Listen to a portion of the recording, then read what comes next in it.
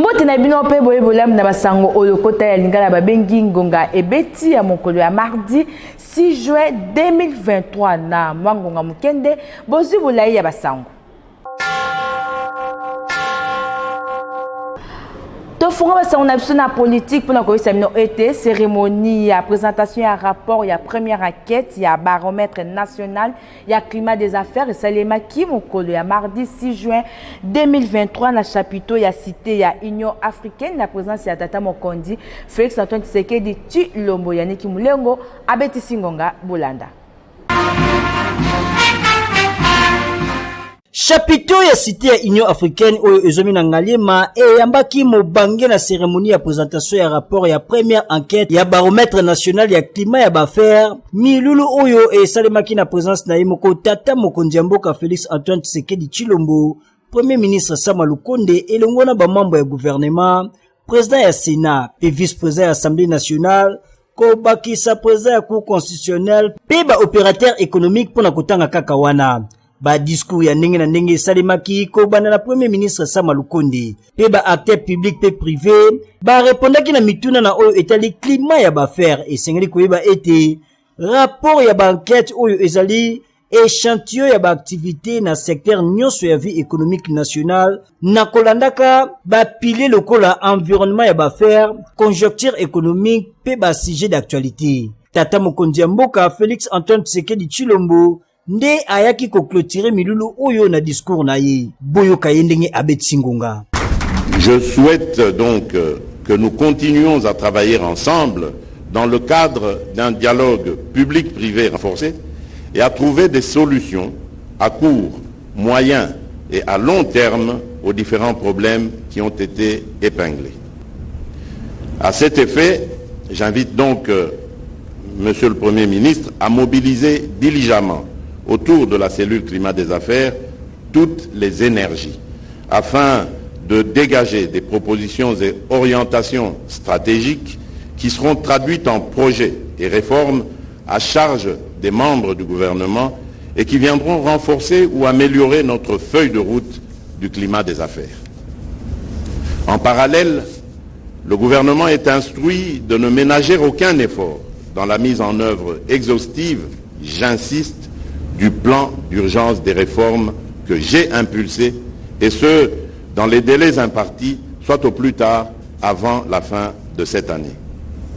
Je veillerai personnellement à ce que sa bonne exécution soit assurée.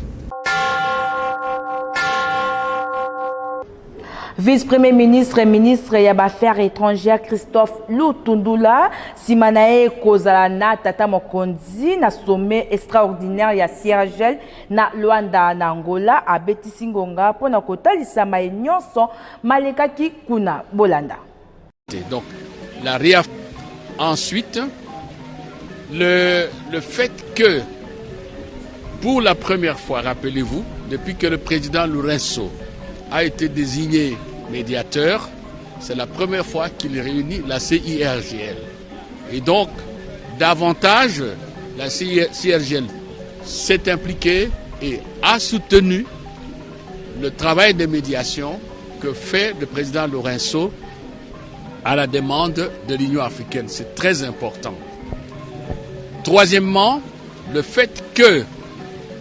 la CIRGL, le sommet qui vient de se tenir, a pris acte aussi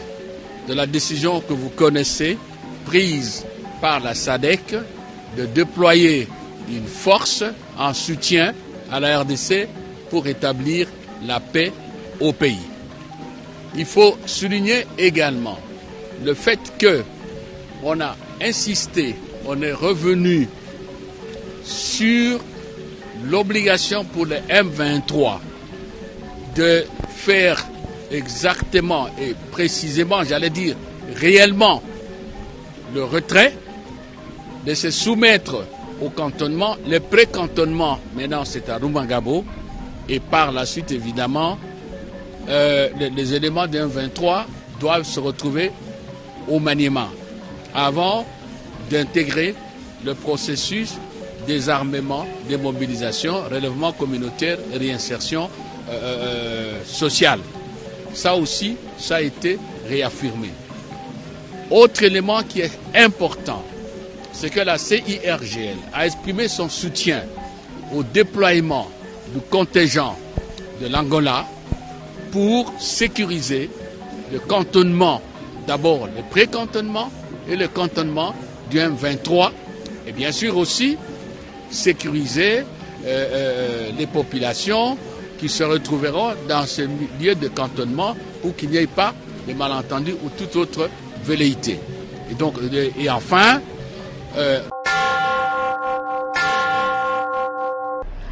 députés nationaux ont adopté na plénière il y a lundi 5 juin 2023 na palais d'IPP les projets de loi na Oetali répartition des sièges pour les élections législatives nationales, provinciales, municipales et locales. Bokaninge Irène Blembi abeti Singonga. Bayi commission PAJ wapi batindaki projet de loi kolandisama la répartition des sièges pour les élections législatives nationales, provinciales, municipales et locales. Bazalaki liboso ya députés nationaux na plénière mokolo ya lundi 5 juin 2023 pour regrouper sa rapport ya mosala basalaki pour être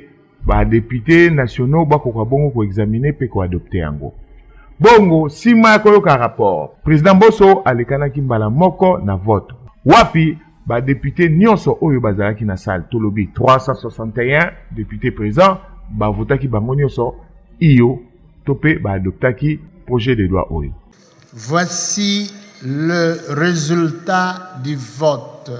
Sur 361 honorables députés qui ont pris part au vote, 361 honorables députés ont voté oui. Aucun député n'a voté non. Aucun député n'a voté abstention.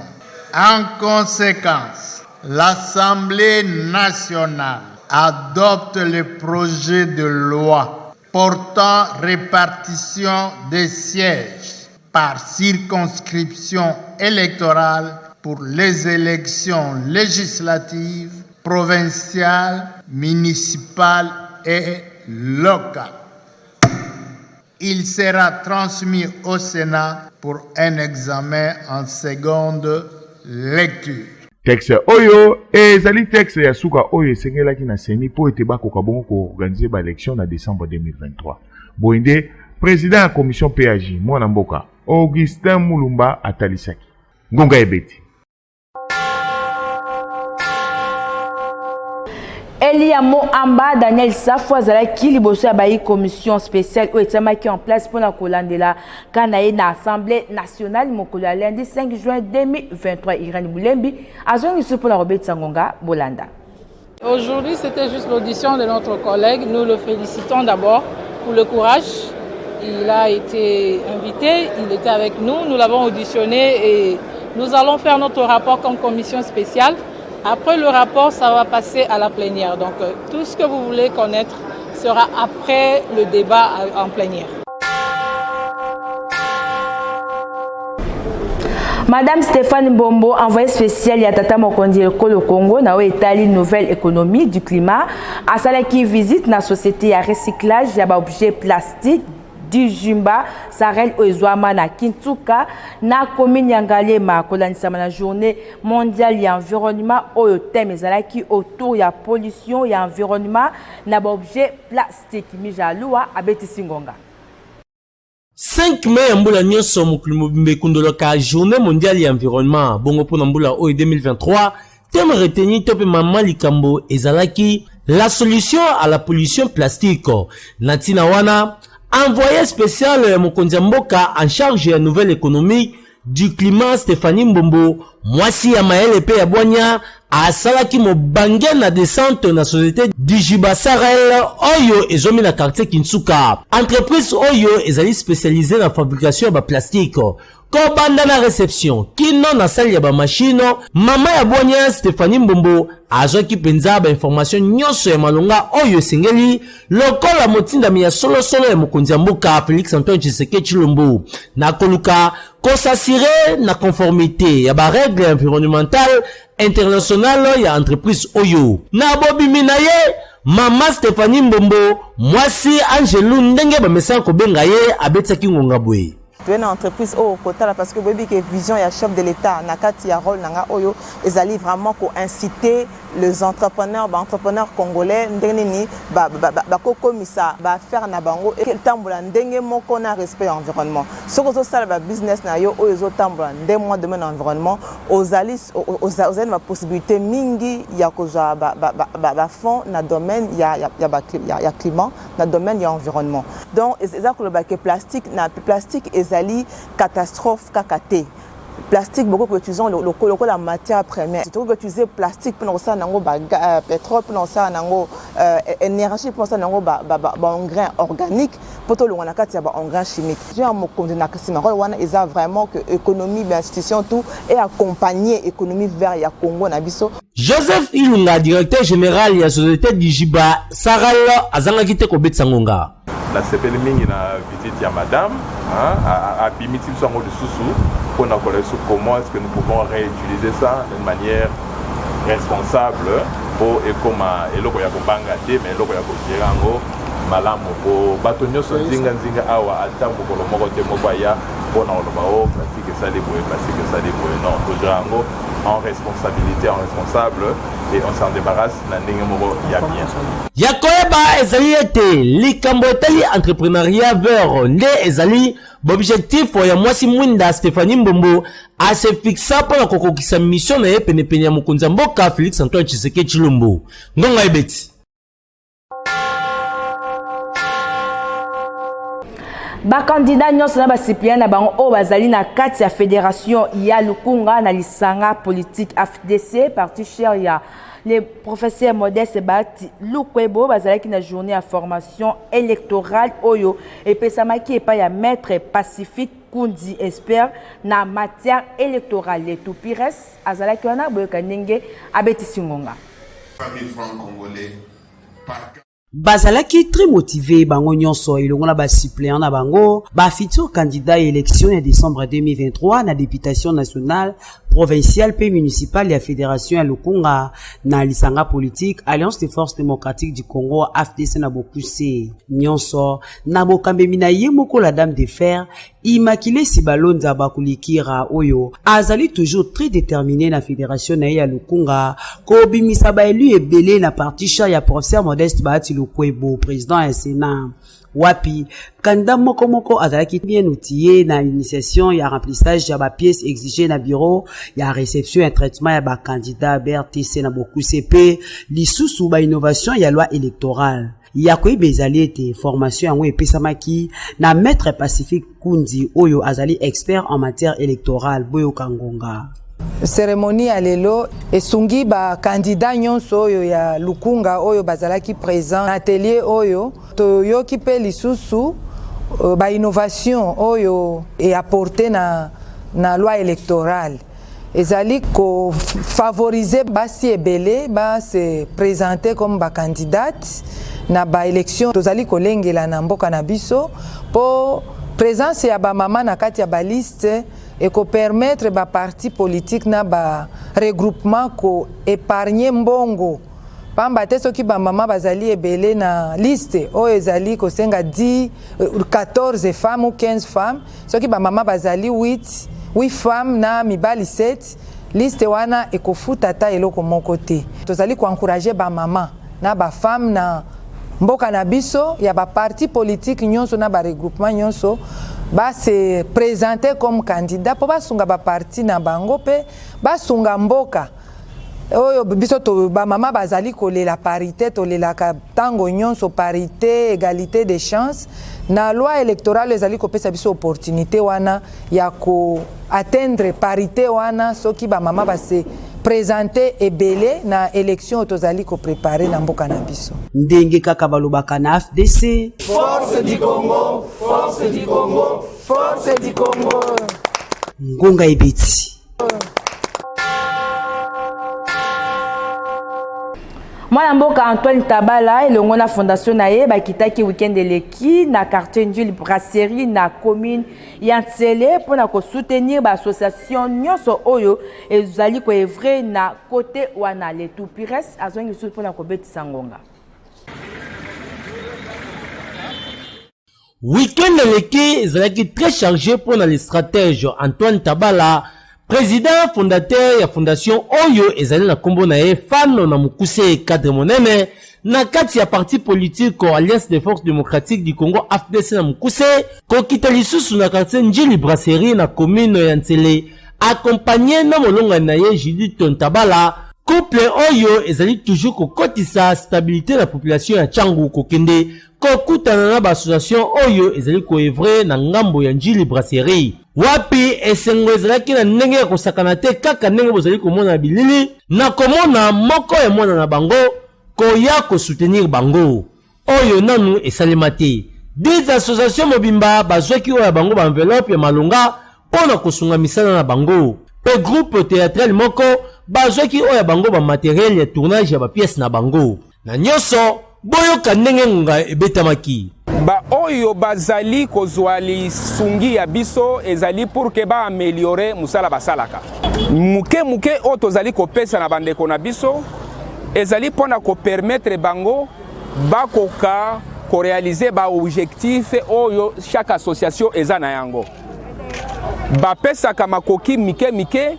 biso pe lokola toza baza ba membre na biso toyaka kopesa bango poa wana nde ezali litomba ya présence ya masolo toza na yango lelo tokende liboso décembre eza kala mingi te. C'est une joie d'être avec eux parce que naza moko na bango ya makila ba mususu bazali ba mama na ngai ba mususu baza banoko eza bongo ndenge kaka balobaka na fondation Antoine Tabala pour la stabilité de la famille ngonga ebeti.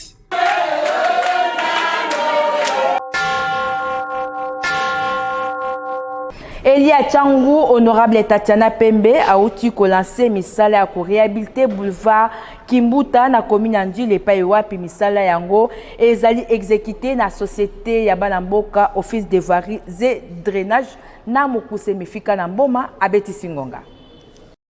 Femme forte l'infatigable ya commune Njili mama na bango Tatiana Pembe azalaka lisu pe litoi libanda tango nyonso koyoka mbela ya population na ye bongo ya mbala oyo tango ayoka ki bango kolela pona kokoso o bazali nango na avenue to pe na boulevard ya Kimbuta oyo mabulu ya minene salema awanjele comme impraticable avanda kina ndako te akitina ba ingénieur ya office de voirie et drainage kotala nzela koyeba lolenge nini bakoki kosala. Deuxième jour, azongi lisusu toujours na ba ingénieur ya OVD pona kotia sikoyo mayele ba atali ba engin oyo ekosala mosala na mwalo mbango. Troisième jour, député national ya district ya Tchangu Tatiana Pembe lokola kosunga pe social eza moko ya bavina ye akitisi ba camion ya ben ya kayas pona misala e salima. Nde quatrième jour ezalaki mokolo oyo ye moko azongaki pona kopesa nzela misala e banda tolobi lancement ya ba travaux. Yemoko amataki na bangin ya office de voirie et drainage synonyme ya kobanda misala ya réhabilitation ya boulevard Kimbuta boyoka population ndenge ya betingonga. Biso mama tolingi opona liputa te 205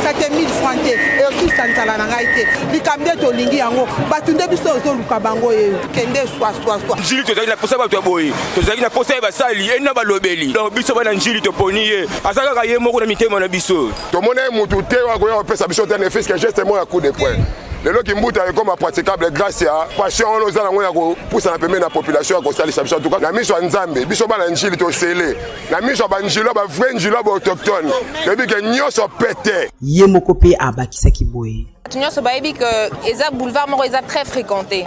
Nagolo Bakutu le plus animé, il y a Tchangu Mobimba. Et ça, transforme encore, ils ont vraiment commercialisé. Bas vendeur est belé, bas entrepreneur est belé. Je tiens à remercier l'OVD qui a tenu à m'accompagner dans combat OO. J'appelle ça un combat parce que ça fait des années que les personnes qui vivent aux alentours du boulevard Kimbuta souffrent beaucoup de cette situation. Que tronçon à boulevard Kimbuta, ils ont déjà repris un projet Moko, il y a hôtel de ville, mais ça prend du temps. Le gouvernement Nabiso est Tambolaka, et Zouarabaton est belé. C'est a donné un coup de pouce peut-être pour rouler Moussabango, pour voir que Tchabandeko na biso, maboko. But c'est de rouler ça un pas na gouvernement na biso. Ya solo ezalaka nde boye député ya Malonga azalaka toujours préoccupé na ba difficulté où ezali kotunisa population na ye. Oyo honorable Tatiana Pembe azali kosala ezali kotalisa ete azali penza mwana ya njili pe ya tango ya solo solo. Longonya na yo honorable Tatiana Pembe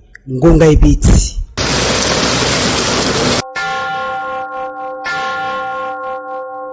Na société c'est que été madame Bijou Chanda mulongani ya monsieur Claude Mukwaka azangi kimia na belle famille na ye oyo bazali kuya kobimisa ye na banana balabala Kwilungongo numéro 26 na quartier 4 na commune ya Njili Njokande mobali na ye azali na santé ma la mutemifika na pe Judex Makengo bakitaki wana pona kobetisa ngonga bolanda.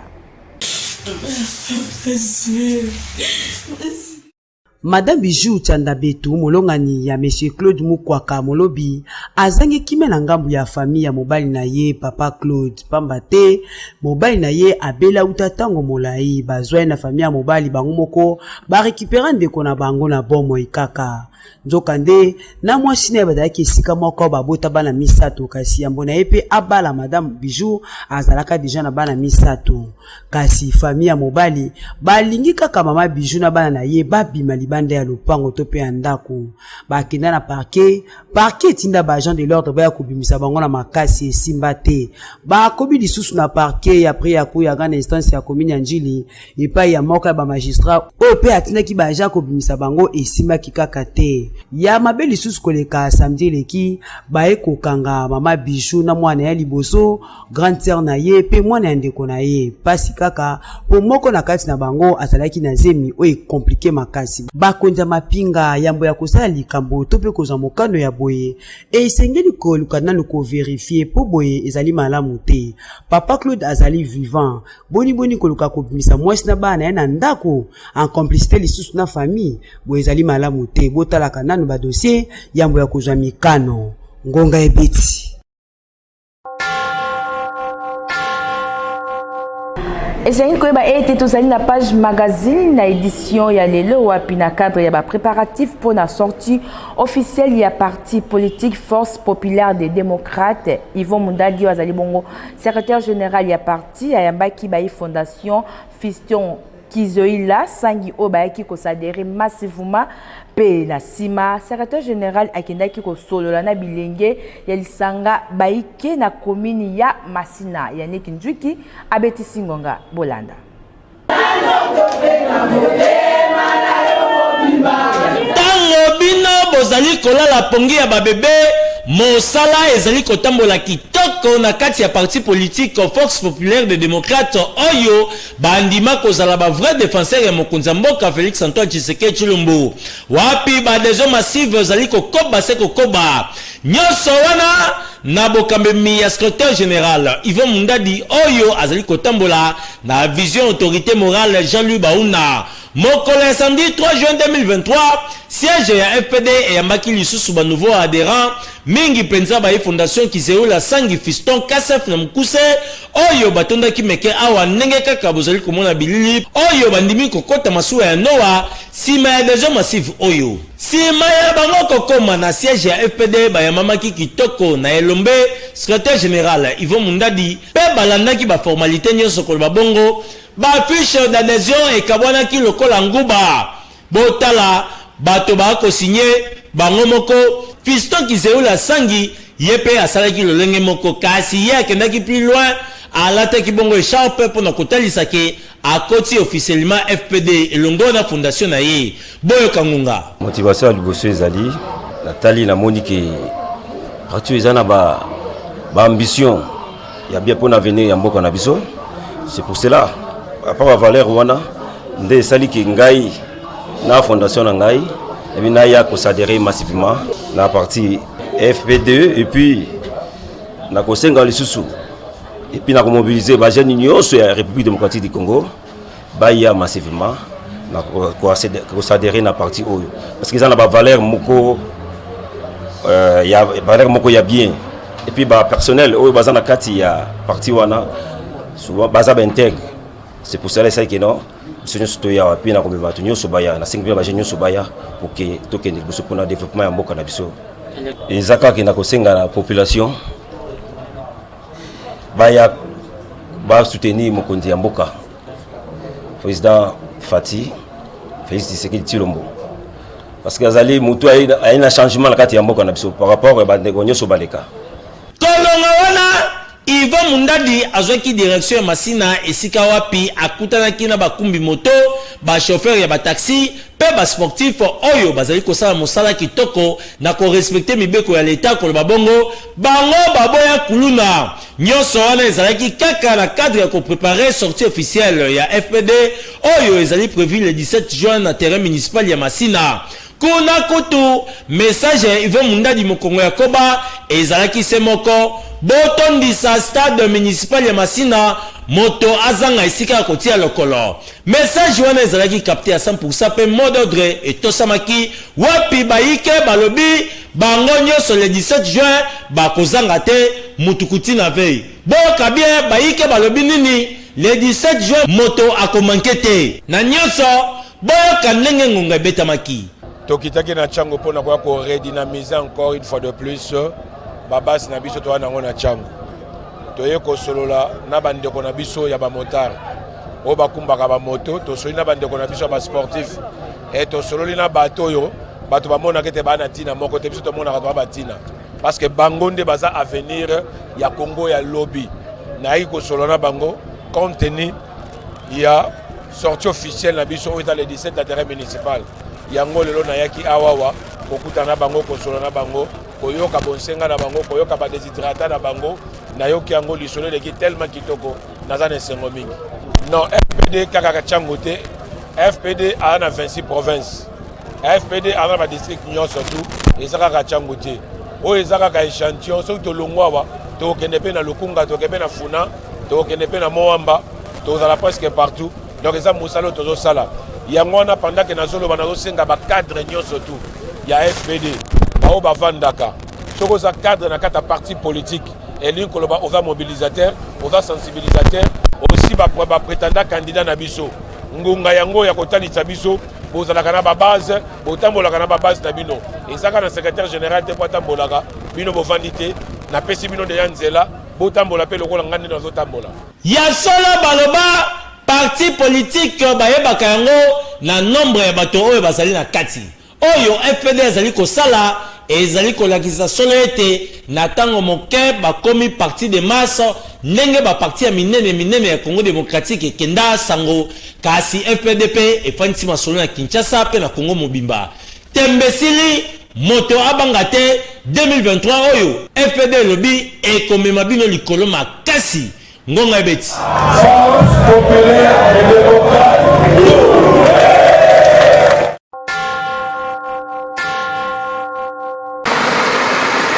nani akotia lisusu tembe bilembo yangoyo mosala ezomonana après avoir kopesa plus de 5000 motos na bawewa président Ziko Mukanga représentant ya ba motocycliste nyonso ya République démocratique du Congo aye lisusu na opération koma kololo pango oyo ezolakisa puissance pe serré ya président Ziko Mukanga batu ebelo bozali komona bayende kozwa mapango na bango bapesaki bambongo na bango bamoni bilembo yangoyo bandaku yango ezotongama bawenze pe yangoyo mosala nde ezosalama awa na $1300 ya pamba ozwi lopango na yo babengi yo kolo lopango c'est pas nangana olala pongi à l'aise nalia tena za à l'aise nzela ya motuka pe ezali nzela kitoko concession ani petense oyo bozali komona président Ziko Mukanga atie yango nde pona ba congolais nyonso na mbongo mukie okomi kolo lopango ba aveni yango ezali aveni Ziko aveni Ediko aveni Lulwa ba aveni eza ebele yo pesa kaka confiance na président Ziko Mukanga okozwa lopango na yo botali malamu lelo to tie déjà ba tracteur misatu oyo zo sala déjà musala awa na opération koma kolo lopango na mbongo ya muke concession ya liboso oyo tosalaka na $1000 esili tobandi na concession ya mibale $1,300 na $1,300 okosala nini mpona ozwa lopango oye na $300 opesi lokola ya compte ntango okopesa $300 1000 ekotikala ozwi 1000 wana divise yango par 12 obandi kopesa muke okomi mpe kolo lopango toyokani deja na société ya baaméricain c'est-à-dire ndenge tozosala boye d'ici 1 mois bazoya kotonga 10 000 maisons batongeli yo ndako ya 2 chambres ya salon na nyongo obandi kofuta muke mpo na kokutana na président Ziko Mukanga yobenga nanu numero oyo topeleka na avenue Victoire numéro 42 quartier Kauka are Mabaya na commune ya Kalamu okomona immeuble Efra kota solola yo pe babenga yo kolo lopango.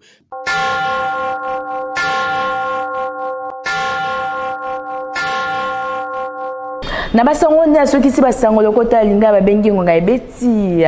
poko lelo mardi 6 juin 2023 soki bosepelaki bozong samato une équipe costaud o esunga ki biso po tetokoma na banda kuna bino sima caméra tozaki bongo na Patrick Lusala édition sima ki na Piris Pembele bongo montage ya Teddy Agbada bongo mokoma lobi Yannick Mulengo akukitananga pona kopesa nyo basango mususu olokota ya lingala kimia kolonzambe o mabota na bino.